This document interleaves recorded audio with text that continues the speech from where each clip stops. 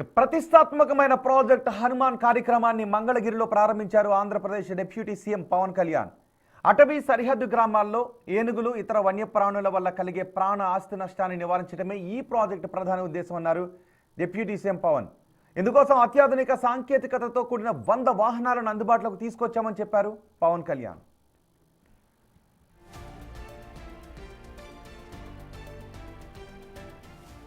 WWF coordinator. So please come forward and may request Sri Narendra Reddy Garu, Karuna Society. So please come forward and may request Murthy Garu, Kumar Garu, DT retired.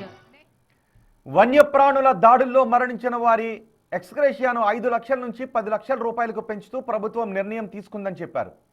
AI GPS tracking ద్వారా జంతువుల కదలికలను ముందే పసిగట్టి ప్రజలను అప్రమత్తం చేస్తామన్నారు. కలిసి జీవిద్దాం, కలిసి బతుకుదాం అనే నినాదంతో వసుదైక కుటుంబం సిద్ధాంతాన్ని ముందుకు తీసుకువెళ్లడమే ప్రాజెక్టు మూలమని స్పష్టం చేశారు deputy CM Pawan Kalyan. Healing and nurturing units for monitoring, aid and nursing of wildlife. దీని ముఖ్య ఉద్దేశం మానవ వన్యప్రాణి సంఘర్షణని నివారించడం, తగ్గించడం కోసం రూపకల్పన చేసిన సమగ్ర సాంకేతిక శాస్త్రీయ కార్యక్రమం. ఈ ప్రాజెక్ట్ ద్వారా ముఖ్యంగా మన చిత్తూరు జిల్లా,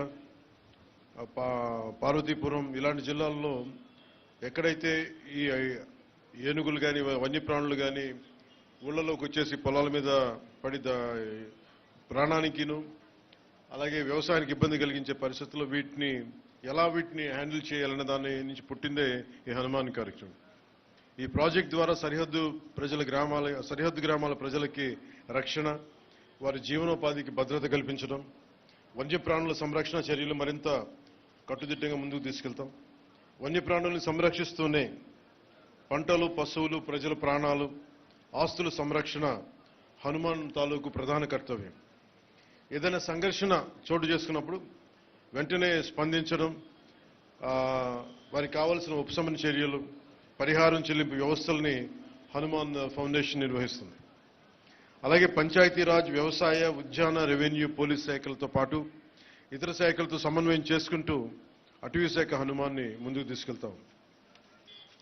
ఈరోజు ఈ హనుమాన్ ప్రాజెక్ట్ కోసం మొట్టమొదటిసారి రాష్ట్రంలో పూర్తి సాంకేతికతతో కూడిన అంటే GPS ట్రాకింగ్ ఇలాంటి సాంకేతికతతో కూడిన 100 వాహనాలని ప్రారంభించాం. దాంట్లో 93 rapid response and rescue team vehicles, 7 wildlife ambulances ఉన్నాయి. వీటికి అనుసంధానంగా విశాఖపట్నం, రాజమహేంద్రవరం, తిరుపతి, బైరిట్లలో 4 wildlife rescue and treatment సెంటర్స్ని ఏర్పాటు చేస్తా ఉన్నాం. 19 ర్యాపిడ్ రెస్పాన్స్ టీమ్స్ సిద్ధంగా ఉన్నాయి.